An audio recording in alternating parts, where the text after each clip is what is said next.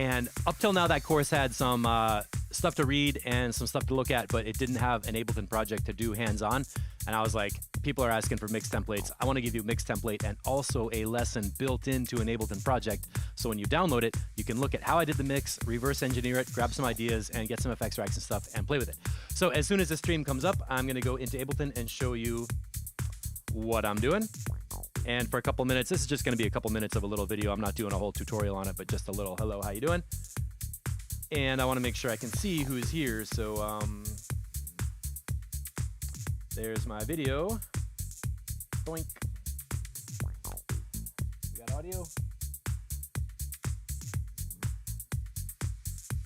There we go.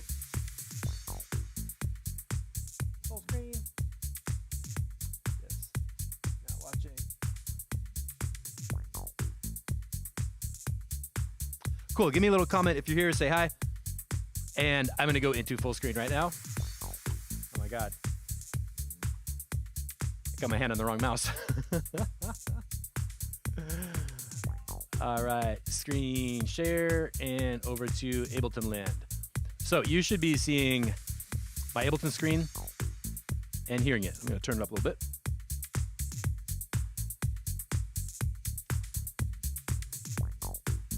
Click to expand. And give me a hello if you're watching in the chat, in the comments, so I know you're there, and tell me if you can hear this okay and everything. So what are we looking at? Here's a whole Ableton project with more. And I know you're going to want to get that picture out of there because that's where the effects racks are. Okay, so here is a basic Ableton project, and this is what the mix template is going to be all about. So let's just meet the characters. I'm going to mute some of these sounds. What I did was I'm making a way for you to organize your sessions and do really good mixes really fast without worrying about which plugins go on what tracks or how to use them. Oh, Yasna's here. Hey, I saw you sent me a message, but I didn't look at it yet. So I go from left to right, starting with kick drum and sub bass. So here's my kick drum and my sub bass. And to make this fun, I went into key mode, or key mapping mode, and I mapped the Z key on every effects unit. And then you can turn them on and off. So every time I click on a track, you're going to be able to go with the Z key to turn the whole rack on and off. Hey, Gabriel, how you doing? To turn the whole effects rack on and off and solo the sound. So for example, if you wanted to hear, what did I do on the kick drum? Why does that matter? Let's solo the kick drum.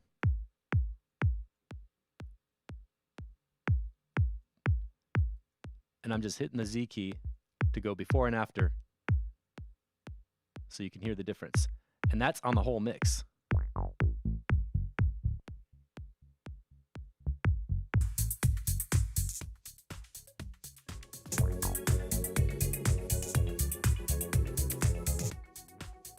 Hey, how are my levels? Let me know if the music is loud enough when I'm talking right now. So I got the effects on, the whole mix is tuned up and in shape. You can see the master levels nice enough loud. What if I bypass all the effects racks globally? Whoa, mix level jumps way down. Let's look at the master channel on the A key. We got a spectrum analyzer and some effects over here. We can turn off the whole master effects unit too. So this is basically the raw mix. I know that's not loud enough. When I first start with just plain audio files, like every one of these is an audio clip, this mix is quiet and dry, not balanced, and doesn't really sound that good. I mean, it sounds like music, but it doesn't sound like anything polished. Now I'm going to turn down my stream to make sure I don't blast you, and I'm going to hit the effects back in. And when all those effects units come in across every group and track and everything, the mix jumps out into focus. It gets wider, fuller, more spacious, and you can hear all the parts. So let's look at what those parts are again. We've got the kick and the sub bass, and if I open up the routing, you can see the audio does not go to the master, it goes to the mono low bus. What does that mean? Well, over here on the mono low bus, there's a mono low effects unit, and it is only the kick drum and the sub bass going in here. So I can do some EQ and compression on there. And the same thing's going on for the drums group. Inside my drums group, I've got, oh geez, how many is that? 1, 2, 3, 4, 5, 6, 7, 8, 10 channels of drums. Each channel is going into the drums group over here. So every channel has this channel strip. That's a universal thing I did on every channel. You'll find out as you open up the project and explore around in there. These channel strips all have the same plugins, but I don't use them all in the same way. So you might find a high-pass filter, an EQ, a compressor, that kind of stuff on the channel level. What about a utility plugin? That's always fun to have. There's a gate, which sometimes is really important. Sometimes, a lot of times I don't use it. And the basic compressor on the channel level, not the glue compressor, EQ and limiter. Bruno says, I was on YouTube and the picture is blurry. I'm not sure why that's happening. I'm looking on Facebook Live and it looks watchable. So sorry for the people on YouTube. That might be something about the speed of your internet. Maybe if you click on the video on the gear icon, you can upgrade it to like 720p if it's automatically set to 4. So I don't know. But sorry about that. Maybe the replay might be in more focus after it buffers and all that. I got to just keep going. So the point I'm trying to make is in this mix template, there is an effects rack on every channel that gives you the basic tools for utility, high-pass filter, gate, compressor, EQ, limiter if you want to use them, and they're macro mapped for easy controls. Then on each of the groups, I've got my drums and instruments grouped together. At the group level, there's another effects rack, macro mapped for fun with push or whatever knobs you have. Similar tools, high-pass filter, EQ, and compressor. And then the groups are sent over the drum. This is the drums group. It's sent over to the drum bus. My end goal is to have a mix where I can use these 3 buses to just do my final gain staging into the master channel and work with my effects and have my whole mix all compact on just these, 5 or 7 channels over on my right side of the board. So if I was like thinking about the screen like a physical thing, all the channels would be kind of compacted together over near the right where I can get to them quickly. What I don't want is something like, let's say I'm working on the mix and I'm trying to do effects over here and work on the reverb and work on the instruments, and then I got to find the clap. And I'm like, oh, I got to scroll all the way over here in the drums group. It's somewhere over here in the clap channel, and then there's all these other instruments in the way. When your mix gets up to be wider than the screen, it takes a long time to scroll around, find the channel, click on it, identify what you want to fix, and then fix it. I mean, it doesn't take forever, but it can get huge if you have 50 channels in your mix. So what I'm doing is making everything nice and compact where every channel has an effects unit to do the basic operations, EQ, compressor, whatever. The channels are grouped by type, all right? So the drums are, you notice they're all blue. They go in the drums group. The group goes over to the drums bus, and that goes to the master channel. Instruments are in a group with the 4 instruments playing. And this is such a cool way to work. If I want to work on the lead, I could just solo it, or I could mute the other ones. So right now what I can do with channel 14 is I can make a nice stereo mix of the sounds in this group. Then I send them over to the instruments bus. And now when I'm listening to the rest of the track, if I think my instruments are too loud, I can pull that down. If my whole instrument group is not loud enough, I can take one channel here on channel 21, bring that whole instrument group up louder, and get it to sit nice in the mix. Same thing with the drums. This is an amazing way to work. Everything coming through channel 3 in the drum group. If I want my drums louder in the mix, I go to track 20, this bus group. I can grab that and just bump it up a little bit. And it's even more important on the mono low bus. Oh my goodness, how many times have you made a mix where you want the kick drum louder and you turn it up 2 dB, but then the bass is not loud enough, and then you turn the bass up, and then the whole low end is too loud, and you try to turn one of them down, and you're going around and around in circles, not getting anywhere. What I really like to do is mix my kick drum and my sub bass together first, to have a nice solid low end feeling where just those 2 sounds sound good together. I get them in the mono low bus, and then from then on, if my low end is like really too big, I can take one fader and bring it down. Or if I want more of the low end with the kick and the sub, I can take those 2 characters together and bring them up. And I never get into that situation of more kick without a sub or having the kick drum get lost because I push the sub bass up. It really, really makes a huge difference to mix with bus groups.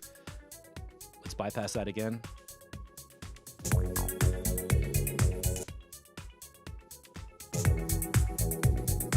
And then finally, I have a reverb and a delay. So for example, on the drums, there's dry, and give me a yes if you can hear the reverb. And notice that the reverb is going to the drums bus group. I only want reverb on the drums. So from over here in the drums group, I just put up the reverb on the whole group, sent it over to the reverb, and I brought that back into the drums bus, which is interesting because the more I compress that bus and add makeup gain, the reverb becomes part of the drums as one natural unified sound. And when I mute the drums, reverb is gone. I don't hear a washy drum reverb kicking around with the drums gone. So these are a couple things I do with my mix sessions. What's on aux B? Return B is a delay. Where do we see B turned up? The only place I see it turned up, nothing on the drums, is on this one ping lead. Now by itself, that ping is like not, it's all right, but when you put some delay on there, it really gets interesting. This is a great example of how a delay can add a really interesting dimension to your mix. And again, I have that delay coming back into the instrument bus so that if I want to mute all those instruments, I got them all on one switch. I can mute the instruments and I don't have that delay bouncing around on top of something else. I use Spectrum Analyzer a lot, so I put that on the master channel.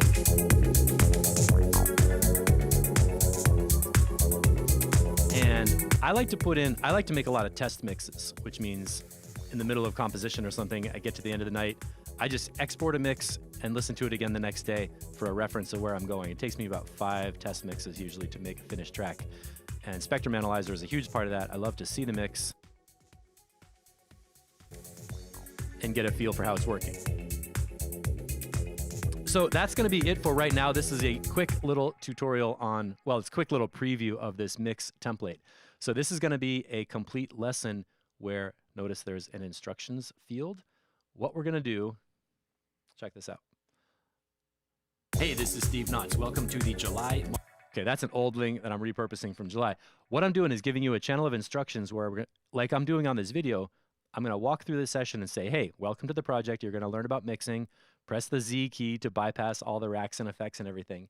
And then we're going to go through some activities like unfold the track, solo the kick drum, turn the effects on and off, where you walk through the session and I'll show you how to actually explore, to experience the gain staging. I'll tell you about the purpose of each decision, getting the level up loud on the meters within the track, how I map my gain staging with channel volumes over to groups and buses and to the master level so that you can actually walk through it and see how I am measuring the signal level at every point in the session to get my gain staging together to make a tight mix. That's how you're going to learn how to use these templates for yourself. So in the project, you're going to get this template with the audio loops in there, the instructions in guide with activities and exercises for you to do, where you can look at everything tweaked and dialed in and reverse engineer it for yourself. And then in the Intro to Mixing course, I'm also going to add a blank template that just has, like, you know, the instrument group will have blank channels like this with no names, and the effects rack is not going to have any numbers adjusted. It's all going to be zeroed out, everything neutral, and you can take your own audio files, drop them in the arrangement if you have audio stems, and use my channel effects, my group effects, my bus group mapping, and make your own mixes to get a really solid, tight stereo mix that sounds good, sounds loud, sounds crisp and deep with heavy low end and not all muddy in the mix. And I love building this stuff. Hey, this is Steve Knotts. Welcome to the July monthly session lesson. If you can hear my... That's from a session lesson. So let me turn this down and go back to Cameraland. Oh my gosh, 15 minutes already. Every time I come back to this camera, it's a little bit out of focus. Here I am in the blue studio room. What's happening? So I've been doing this all day. I had a couple Zoom meetings and everything as usual, but I've been working on this mix template and I'm going to upload it to the Intro to Mixing course, which is on the members site.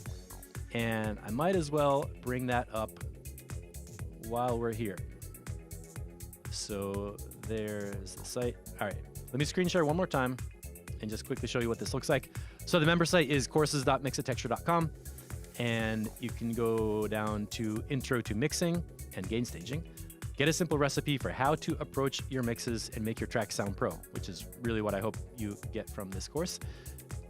And right now, this is a really awesome course. There's all kinds of guides on there, things about VU meters and a mixing recipe, 8 great mix tools. It's a very helpful thing about the main plugins I use in Live, which are actually inside those channel strips now, and a couple of comments and stuff. So this is all available now. What I'm going to do is update this course and add the Ableton project with instructions inside with a mix finished that you can reverse engineer and walk through and see how I did it.